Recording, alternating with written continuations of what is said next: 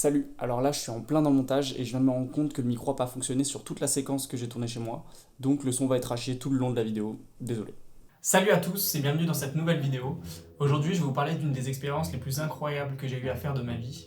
C'est un voyage à vélo de plus de 500 km au départ de Toulon et en direction de Toulouse. Ce voyage a été fait en mars 2022 sur 7 jours, pendant lesquels je me suis filmé pour vous partager cette expérience. Et la vidéo, c'est tout de suite.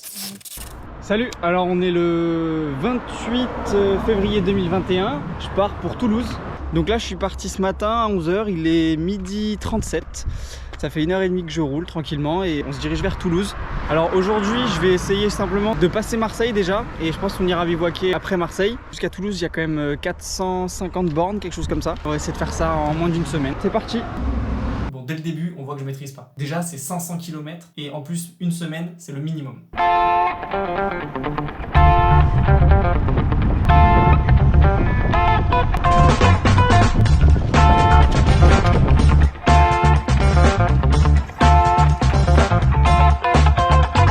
Ce qui est sûr, c'est qu'un vélo de 50 kg, c'est complètement différent que de rouler avec un vélo de route ou même un VTT. Hein. Ça n'a rien à voir. Le guidon, faut être hyper rigoureux avec. Putain, c'est joli où je suis là. On traverse la forêt. Je disais, un vélo de 50 kg, faut quand même prendre un peu l'habitude de rouler avec parce que au niveau du guidon, faut faire attention. En fait, ça peut très vite partir en couille. Ah, c'est joli ici. Le GPS, il me fait passer par... Il me fait esquiver un peu la route, c'est joli. Bon, je suis arrivé à Saint-Cyr. Pour l'instant, je suis à 23 km. Ça fait un peu plus de 2 heures que je suis parti, donc autant dire que je roule pas très vite. Mais bon, je pense que c'est le temps aussi de s'habituer. Là, il y a eu pas mal de montées, donc voilà. Puis je me suis arrêté 2-3 fois pour faire des photos parce que c'est joli. Mais en tout cas, pour le moment, il fait un temps magnifique. C'est vraiment idéal pour un premier jour de vélo. J'ai vu qu'en fin de semaine, ça allait se gâter un petit peu plus. On profite pour l'instant. Se gâter, ouais, profite parce que t'es pas prêt pour la suite, mon pote.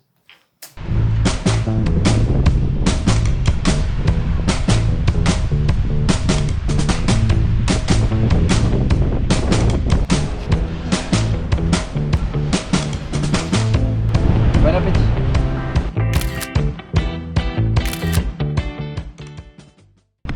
Là, je suis dans une montée à la Ciotat, putain. J'ai monté, bon là on voit pas du coup, mais je viens de monter. Il y a encore tout ça là. Et je crois que ça dure encore sur 3 km. C'est chaud. Là, c'est le premier jour et on va dire que c'est la première grosse difficulté. Vraiment, c'est cette montée. J'en ai eu d'autres avant, mais là, celle-là, elle pique un peu quand même. Surtout quand on a déjà 30 bornes dans les jambes. Mais je pense que c'est le temps que le corps s'habitue, quoi. Faut vraiment que je prenne le temps.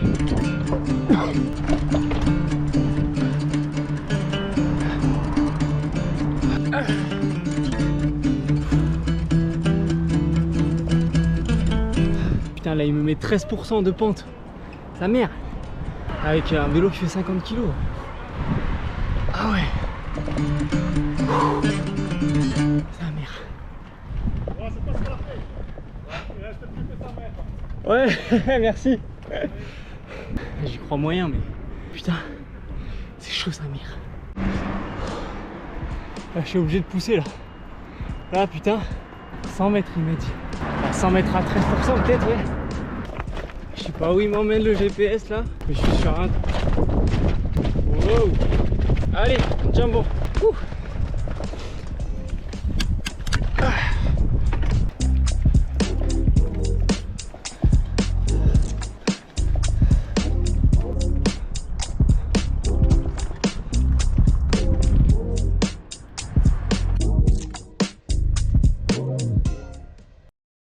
Bon les gars, là je suis obligé de vous expliquer ça, c'est incroyable ce qui vient de se passer. C'est le premier jour de voyage, je suis à Marseille, on a fait ouais 55 bornes, un truc comme ça. J'ai cherché un endroit où dormir, donc dans Marseille je savais que ça allait être très compliqué.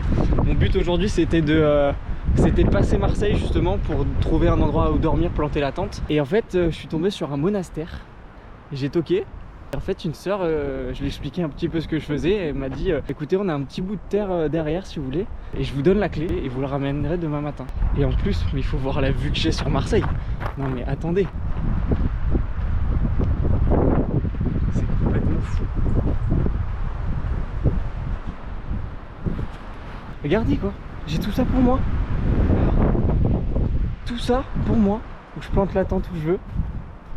C'est complètement fou. Voilà, les bonnes sœurs, incroyable.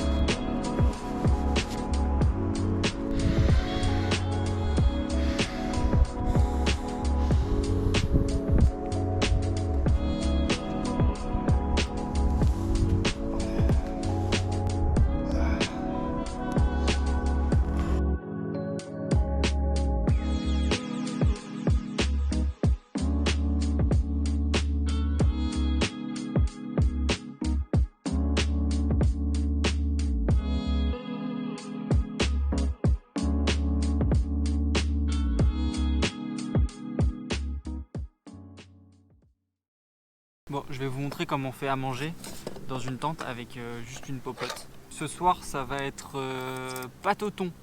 Alors.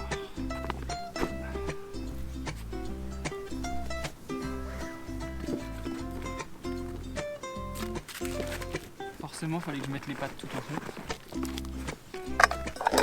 Heureusement que j'ai fait des réserves d'eau. Putain, ouais. Alors ouais non je suis con, faut peut-être d'abord chauffer. Alors l'eau, vous savez quoi, je sais pas, mais c'est peut-être parce que c'est la première nuit, hein. J'ai l'impression d'entendre des gens. Il y a des gens qui habitent pas très loin. Oh, il y a les cloches aussi.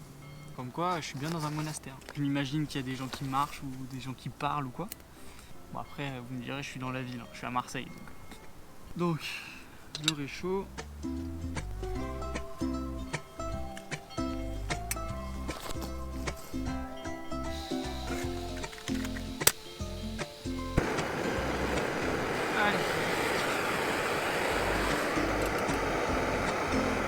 Bon, je sais, c'est pas bien de jeter les allumettes. Oh non, la lumière, il n'y a plus de batterie. Bah ça y est, le repas ce soir est prêt. Donc pâte au thon, j'en ai fait un peu beaucoup, mais bon en vrai, ça va, je suis un gros mangeur. Et voilà, il n'y a personne, on est tranquille. Bon bah, bon appétit. Bon alors, résumé de cette première journée, c'est on se prend une claque quoi. Genre, je me posais tellement de questions avant de partir. Là je me pose toujours des questions parce que parce que je sais pas comment je vais laver mes fringues, même prendre une douche quoi. J'ai pas pu prendre une douche ce soir. J'essaierai demain matin de me faire une toilette. Au niveau de la difficulté, c'était un peu plus dur que ce que j'imaginais pour le premier jour parce que je me suis tapé des grosses montées. Donc voilà, assez dur physiquement, mais ça va encore. Pour la suite, ce qui va se passer, c'est que demain, il faut qu'on passe Marseille. Donc ça va être le matin. Et ensuite, il faut se diriger, faut qu'on passe Fos-sur-Mer en fait. Donc ça fait quelque chose comme, j'ai pas regardé encore le nombre de kilomètres, mais je dois pas être loin de 60-70 aussi pour demain. Normalement, il y a moins de dénivelé, donc ça devrait être possible. Et si je pars suffisamment tôt, ça devrait être carrément possible. À demain pour de nouvelles aventures. Bon allez, c'est parti, deuxième jour. Donc je pars de Marseille. Ce fameux monastère qui m'a accueilli.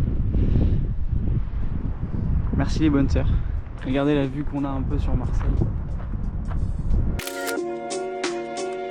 Donc aujourd'hui on repart pour environ 60-70 km. Donc à peu près autant qu'hier, voire un peu plus si on peut. Comme je pars plus tôt qu'hier, ça devrait le faire. Et puis il y a moins de dénivelé, donc ça devrait aller aussi.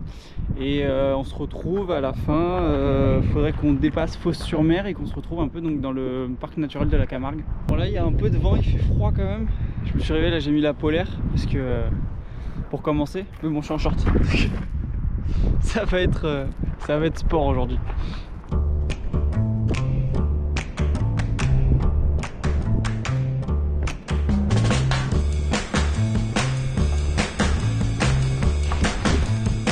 Regardez où il me fait passer le GPS. J'arrive en bout de route.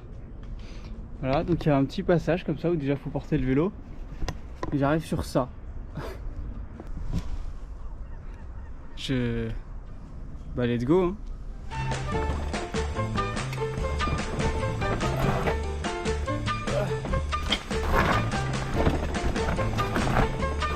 Ah bah nickel. Bah super, ça va être compliqué d'aller plus loin. Hein. Bon bah voilà, hein. C'est enchaîné. Ça va être compliqué de passer là.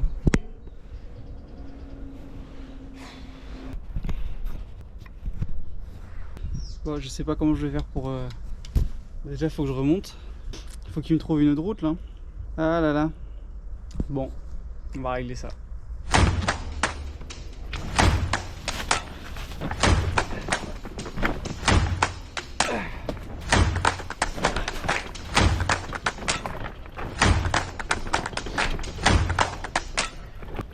Ça va que c'était pas haut.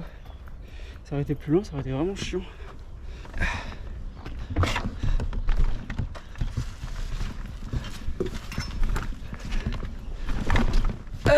Allez. Tout est difficile avec un vélo de 50 kg. Tout.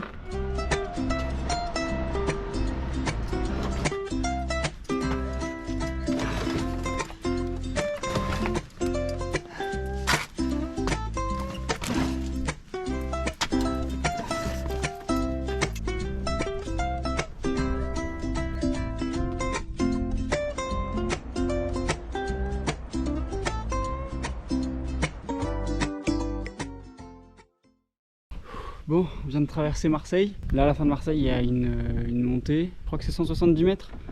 Donc on fait ça, puis avant de manger, et voilà.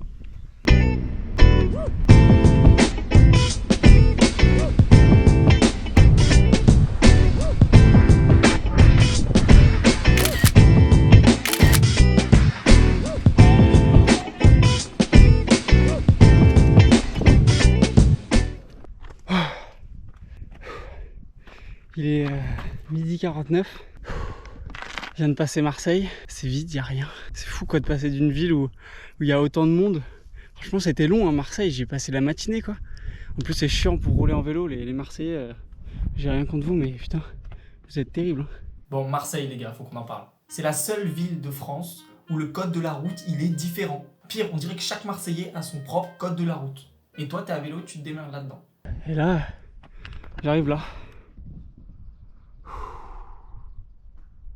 Je vais monter ça. Après c'est de la descente et tout droit jusqu'à la Camargue. Enfin après Fos-sur-Mer en tout cas. Je commence à me dire qu'est-ce que je fous là en fait. C'est terrible. Putain, je vais enlever un peu ça. Oh, putain cette gueule. J'ai l'impression d'être tellement loin de tout. Je suis entre moi et moi-même quoi, c'est tout. Et j'avoue ça fait un peu peur en fait. Là c'est fini l'excitation du début. Pas peur qu'il m'arrive quelque chose en particulier, juste peur de me retrouver seul quoi. Parce que sinon pour dormir je sais que voilà, je sais faire quoi, c'est du bivouac, rien de très compliqué mais là quand on voit ces paysages mais voilà quoi, je dis merde, si j'étais venu ici hier soir mais où est-ce que j'aurais dormi en fait. Et ouais c'est... Non là j'avoue c'est pas facile, je pense que ça va être dur là. Je me suis dit putain merde je suis loin de chez moi quoi. Pourtant je suis pas loin, je suis à 80 km. Faut garder la motivation là.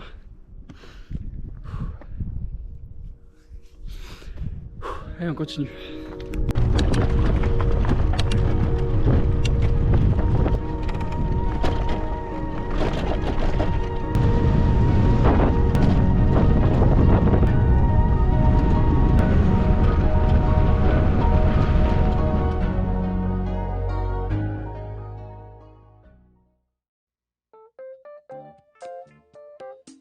Fin du deuxième jour, je suis à Fos-sur-Mer, on a fait à peu près 58-59 km. Je vais vous montrer un petit peu où est-ce que je suis. Là le vélo est là-bas, je l'ai accroché à l'arbre pour pas qu'il se voit. J'ai suivi un sentier où il y a des vélos qui viennent et je me suis calé dans un endroit où j'espère qu'on me verra pas quoi, enfin de nuit normalement je suis assez discret. Bah écoute, de toute façon j'ai pas trouvé mieux pour ce soir, je vais pas rebouger. Et en face de moi, il y a quand même une belle vue.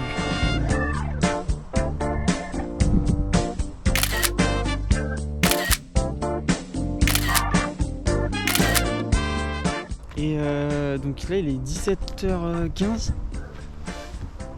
Ah, j'ai pas spécialement faim tout de suite là, même si j'ai bien roulé toute la journée. Mais je sais pas trop quoi faire. J'aimerais bien me doucher parce que bah, hier j'ai pas pu. En fait c'est... il fait froid quoi. Voilà, donc j'ai fait une toilette de chat ce matin un petit peu avec le peu d'eau qui me restait. Mais putain voilà quoi, il y a du vent. Et puis j'ai pas d'eau spécialement en fait. J'ai une bouteille de 2 litres mais il faut qu'elle me serve pour faire à manger ce soir. Voilà quoi. Alors le deuxième jour, c'était vraiment la journée de la déprime. J'étais au plus bas. Là, vous allez voir, je suis encore en train de déprimer. Mais bon, je vous rassure, par la suite, ça va quand même beaucoup mieux. Je me rends compte qu'en fait, c'est plus dur que ce que je pensais. Moralement surtout. Parce que voilà quoi, je me retrouve seul. J'ai l'impression que ça n'a pas de sens. Je comprends pas ce que je fais là. J'ai juste l'impression que c'est une difficulté en fait. Et je me suis mis dans une difficulté. Et c'est pas agréable en fait. Voilà, quand il y a une difficulté dans la vie, on est content quand elle est finie. On est peut-être content de l'avoir passée, donc je serais sûrement très content quand je serai arrivé à Toulouse. Mais sur le moment même, en fait, je me dis mais pourquoi je fais ça quoi? Pourquoi? Et là je me pose de vraies questions sur le Tour d'Europe en fait. Tu te lèves, tu roules, tu manges un peu, tu te couches. Tu t'inquiètes parce que tu sais pas où tu vas dormir ce soir. Peut-être simplement que c'est un coup de mou, j'en sais rien. Mais là en tout cas c'est mon ressenti d'aujourd'hui. C'est remise en question. Je sais pas ce que je vais faire. Quand je me retrouve seul dans la nature, dans des endroits totalement déserts quoi, c'est très flippant aussi parce qu'on se dit putain mais là il m'arrive un truc, personne ne le voit jamais quoi. Et le soir tu te retrouves dans ta tente dans un endroit où théoriquement c'est pas vraiment autorisé. Bon en attendant je suis quand même dans un endroit sympa.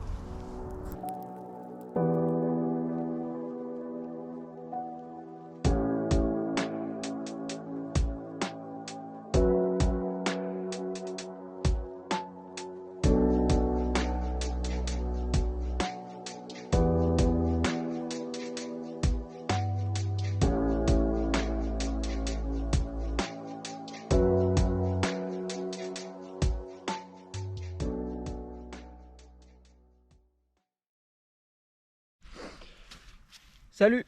Troisième jour. Je pense qu'aujourd'hui je vais pas trop filmer. La preuve, il est quasi 14h et j'ai pas filmé de la journée. Mais parce qu'en fait j'ai pas trop de batterie, il faut que j'économise du jus. Mais là en tout cas, je suis en plein milieu de la Camargue.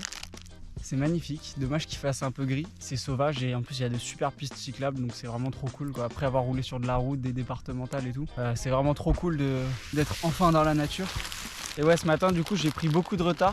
Je suis parti à midi finalement. Parce que en fait je suis resté quasiment 2 heures à McDo pour charger ma batterie, sauf que c'est hyper long à charger une batterie comme ça. 1,50€ le café ici. Et petit cookie avec le thé.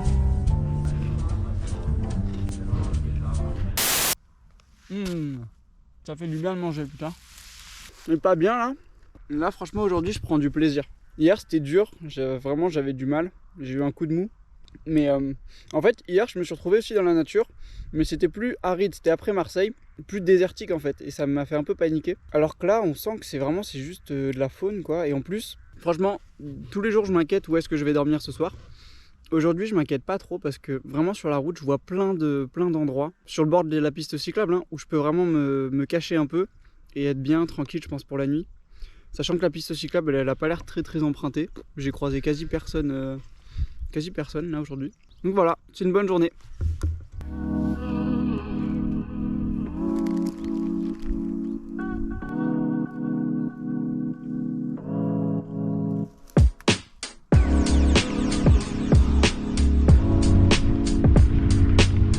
La Camargue les amis, le pays des chevaux sauvages.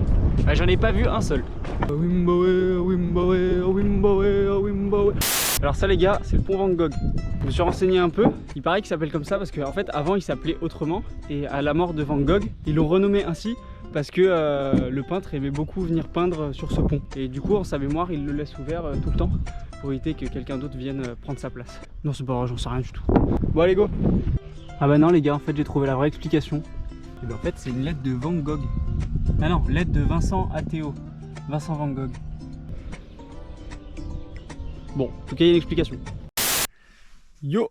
On se retrouve dans la tente, c'est la fin du 3e jour. Alors j'ai pas beaucoup filmé aujourd'hui, je suis désolé. J'essaye de préserver un maximum les batteries pour histoire de pouvoir tenir jusqu'à la fin du voyage. Mais en attendant, je me suis dit quand même que j'allais vous montrer un petit peu comment était organisée ma tente. À prendre la lumière. Donc tout d'abord, on a l'espace pour dormir, où j'ai toujours un petit peu à boire, j'ai une batterie, bon là qui est vide avec mon téléphone. De l'autre côté, donc ma sacoche de guidon dans laquelle il y a les caméras. À côté, on a la sacoche électronique vidéo, là où il y a donc le drone, tout ce qu'il faut pour charger, etc. De l'autre côté, on se retourne. Alors à droite, j'ai les affaires que j'ai mis aujourd'hui, donc mon pantalon que je vais remettre demain. En dessous, il y a la sacoche dans laquelle il y avait donc le matelas, sac de couchage et le coussin. De l'autre côté, donc à gauche, ça c'est la sacoche de bouffe. Donc je la mets à côté de la sortie parce que comme ça au moins, comme je cuisine juste devant, c'est plus simple. Et là, c'est la sacoche de vêtements.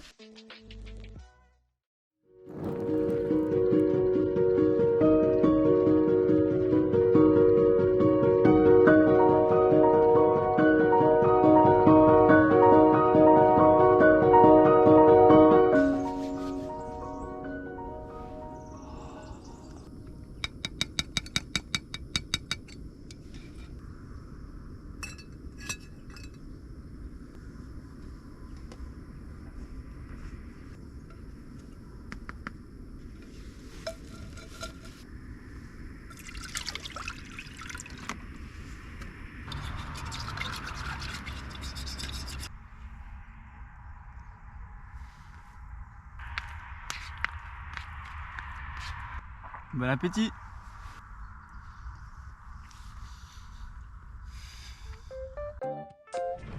Par contre, c'est en 3 jours de voyage, ton corps il s'habitue vraiment aux éphémérides. C'est-à-dire quand le soleil se couche, tu te couches, et quand le soleil se lève, tu te lèves. C'est assez incroyable comme l'horloge biologique est faite, comment elle s'adapte. Là hier, je me suis couché à 20h30. C'est même pas l'heure à laquelle je mange d'habitude. Parce qu'en même temps, dès qu'il fait nuit, il n'y a plus de lumière, donc il n'y a rien à faire. Je peux pas non plus rester sur mon téléphone parce que j'ai pas beaucoup de batterie. Faut que j'économise. Donc une fois que j'ai fait tout ce que j'avais à faire, je me mets au chaud dans le duvet. Du coup, finalement, voilà, le matin, je me lève vers 7h. Mais là, en fait, j'ai fait une bonne nuit. Parce que si on réfléchit, on dit que je me suis endormi vers 21h. 3 plus 7, ça fait 10 heures de sommeil. Donc c'est vraiment une bonne nuit, quoi. Il y a un truc aussi que j'ai remarqué. Moi, mon matelas, il fait 5 cm quand il est gonflé. Et il a un air value de 3,5 je crois. Donc ça veut dire que normalement, il est adapté pour dormir dans des situations assez fraîches. Et ben mine de rien, alors je sais pas si c'est parce que ça c'est bien, voilà. J'adore quand les gens ils se mettent à 4 mètres de moi pour passer, ça c'est gentil. Parce que des fois il y a des voitures, elles en ont rien à foutre. Bref, et donc oui, c'est un matelas qui est censé être adapté pour la saison fraîche.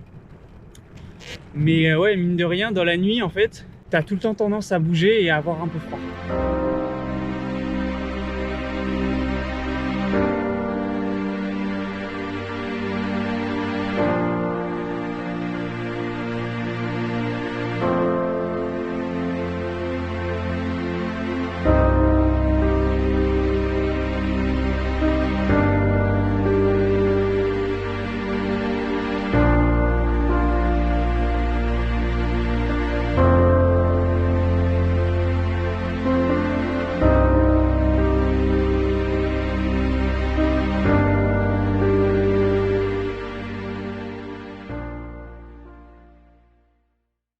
Salut tout le monde. Aujourd'hui, je viens de m'arrêter dans un cimetière. À votre avis, pourquoi? Il y a toujours un robinet. Donc, comme il me restait plus beaucoup d'eau, on va faire le plein ici.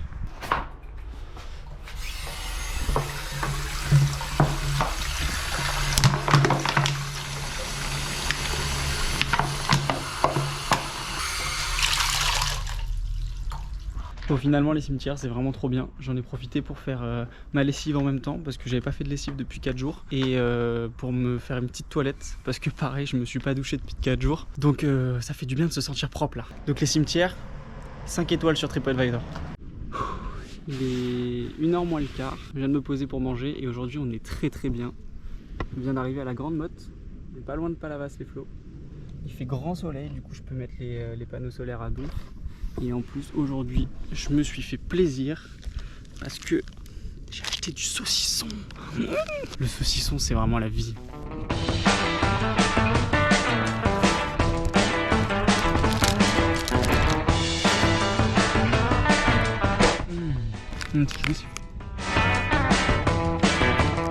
Vraiment ça, après 3 jours de galère, franchement, ça répare tout. Encore un petit bout là.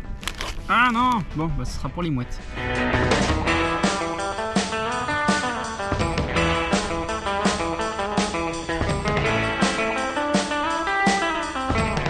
Regardez-les ces putes là.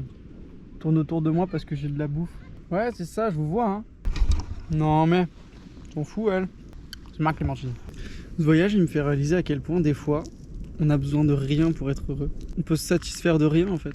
Là c'est juste, il y a du soleil, je mange une clémentine, j'ai de l'eau, j'ai réussi à me doucher un petit peu, j'ai les affaires qui sont propres, qui sont en train de sécher. Et je suis bien quoi.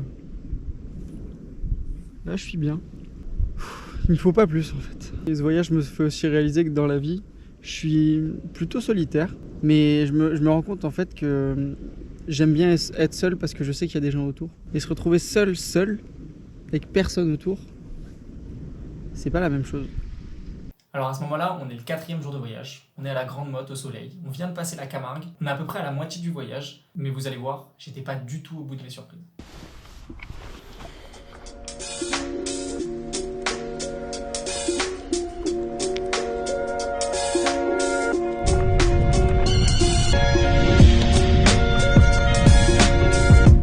Jour 5 les amis, on lâche rien.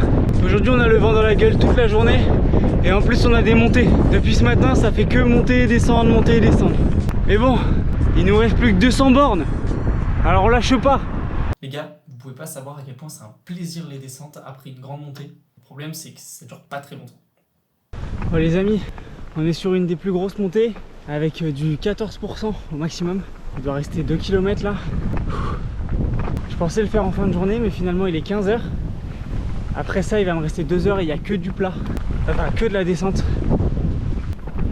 Allez, c'est dans la tête. Là je viens de croiser deux messieurs qui coupaient du bois chez eux. Je me suis arrêté, je leur ai demandé s'ils pouvaient remplir mes bouteilles d'eau parce que j'étais à sec. Et adorable. Donc j'ai écouté, on n'a jamais laissé quelqu'un mourir de soif ici. Vous voulez un coup de rouge? Ça fait chaud au cœur. Heureusement qu'après une montée, il y a toujours de la descente.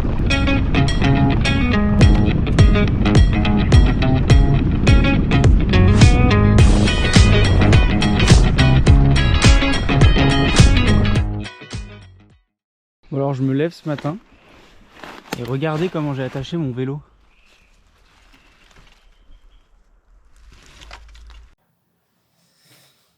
Je suis un boulet. Non mais sérieux, dans cette aventure, la principale difficulté c'est pas les montées ou la pluie, la météo ou quoi. Non, je me mets des bâtons dans les roues tout seul. Donc c'est sûr qu'au bout d'un moment, au bout de 7 jours de voyage, ça devient fatigant. En tout cas, de vivre avec soi-même, ça devient compliqué. Les gars, avant-dernier jour d'aventure.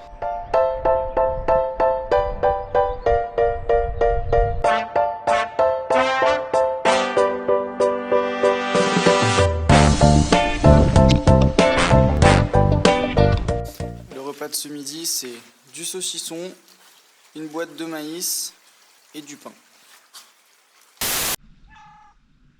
Ouais les gars, aujourd'hui c'était une grosse journée. On a attaqué, il faisait plutôt beau, puis vers la fin de la matinée il s'est mis à pleuvoir. Franchement, c'est la première fois que j'avais de la pluie là depuis le début du voyage. Et du coup ça m'a mis un coup de boost parce que j'avais pas envie de rester sous la pluie. En plus j'avais les chaussures trempées parce qu'elles sont pas imperméables et tout. Donc je me suis dit, vas-y je trace. Et j'allais tellement vite que je me suis dit, vas-y j'arrive ce soir en fait.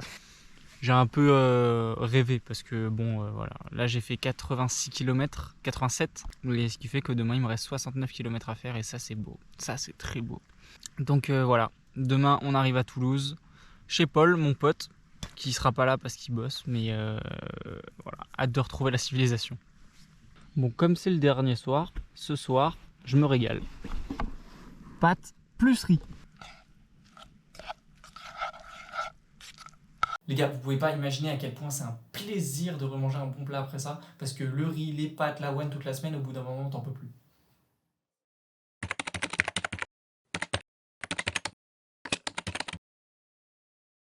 Ce matin, c'est le dernier jour, donc on se fait plaisir sur le petit-déj, parce que là, il faut que ça tienne une grosse partie de la journée. En plus, c'est chaud, ça fait du bien le matin, parce que là, je sais pas combien de degrés il fait, mais à mon avis, pas plus de 5.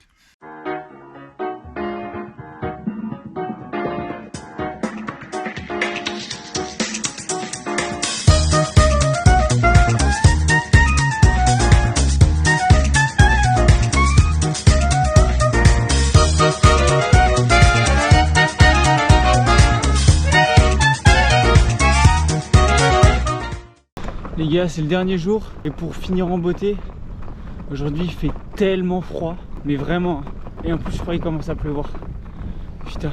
Bon, à ce moment-là, c'est le 7e jour, on est sur la dernière ligne droite. Et j'ai l'impression que les difficultés se sont ajoutées au fur et à mesure, à chaque fois un petit peu plus dur. Et là, il fait une froideur. Ouais, c'est pas français, mais il fait froid. Il fait très froid. J'ai jamais eu aussi froid de ma vie. J'ai fait une grosse connerie. C'est qu'en remplir la tente, on le voit sur les vidéos, j'ai mes gants. Sauf qu'il a plu avant. Et mes gants sont pas étanches. Donc j'ai des gants mouillés. Et quand on roule à vélo, y a toujours un peu de vent. Les gants mouillés plus le vent, croyez-moi, on perd vite la sensation au bout des doigts. Je sais pas pourquoi je fais ça. Arrête. Ah, maman. Non mais sérieusement, il faisait tellement froid que je sentais plus mes extrémités. Genre mes pieds, quand j'appuyais sur les pédales, c'était vraiment juste instinctif. Parce que je ne sentais plus les pédales. J'avais juste froid. Et en fait c'était ça... toute la journée. Du coup pour me réchauffer les mains, comme j'ai les gants mouillés, technique du legging. Mais il y a vraiment un délire avec le cul ici, c'est pas possible.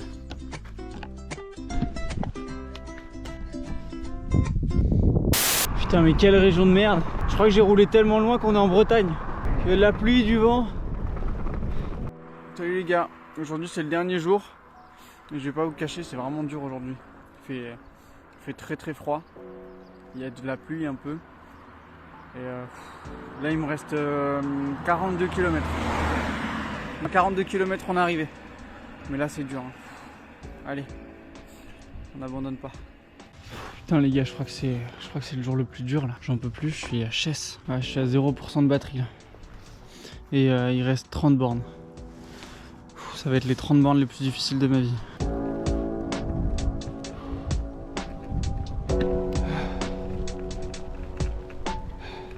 Allez. Bon, à ce moment-là, je suis à 30 km de Toulouse. Mais je suis à sec, j'ai plus d'énergie, je suis mort. Et c'est vraiment dans ces moments-là qu'on se rend compte à quel point le mental c'est décisif. Après avoir fait 470 km à vélo sur 7 jours de voyage, je suis mort. Et finalement, après plus de 500 km de voyage, après avoir connu le soleil, le vent, la pluie, la selle qui fait mal au cul, on est arrivé à Toulouse. Ça y est, on y est. Enfin. Putain les gars, ça y est, on y arrive. Enfin la fin. Maintenant faut qu'on aille jusqu'au Capitole, la place du Capitole. Allez, allez. Allez, c'est la dernière montée. Allez, allez, allez.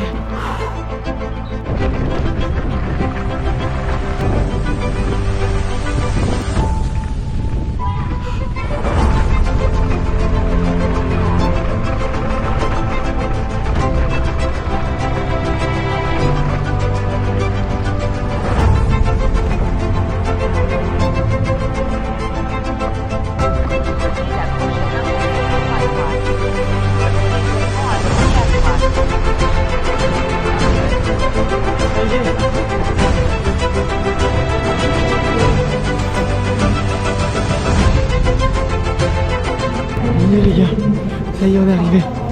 Regardez.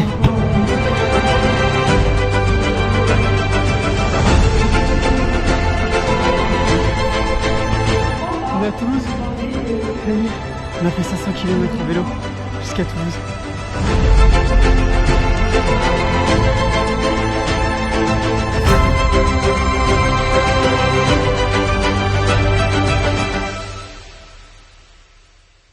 Il l'a fait le con, il l'a fait, il avait dit. On arrive maintenant à la fin de cette vidéo. Je te remercie déjà d'être arrivé jusque là. J'espère que l'aventure t'a plu. En tout cas, si tu veux me soutenir, le meilleur moyen c'est de partager cette vidéo. En attendant, portez-vous bien et je vous dis à la prochaine.